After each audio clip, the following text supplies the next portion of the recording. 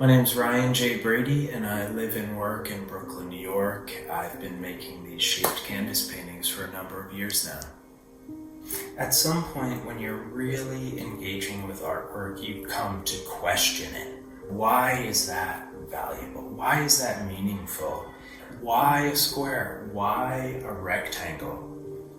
If anything is possible in contemporary art, why would I begin with this plane, this prison of a rectangle? I don't want to paint a rectangle. By beginning the painting process with such a complexity of shape, there's much more to respond to. And that's what we do as artists. We set ourselves up with a problem, and then we respond to it, and we do our best to solve that problem.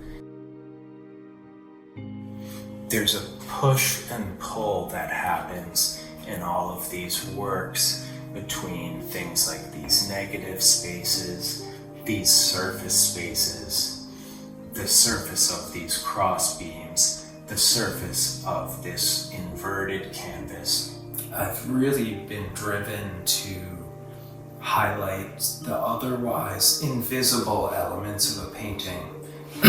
So you see that in these reversed or inverted canvases. You see that in the cross beams. You see that in the exposure of the staples. These shapes don't exist materially.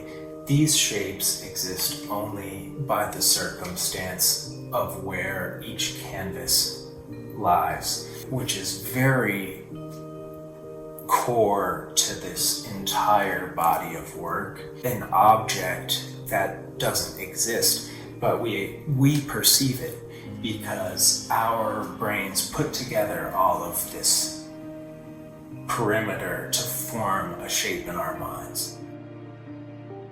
In this piece in particular, I really found myself exploring a whole range of concepts. So there's the installation elements going from the floor to the more traditional painting space and then extending beyond the traditional painting space. There's also incorporating a whole lot of materials. I have these stretchers that are spray painted. I have canvases that are encaustic and oil painted. I have painted aluminum elements. And then I have the more traditional acrylic painted hard edge. I consider this a singular piece, but I think of them as kind of cousins, sisters, brothers, maybe father and a son, a mother and son, mother, daughter. A whole other idea that I explored here for the first time was painting the edges of a canvas. And then I actually particularly enjoyed this tiny element.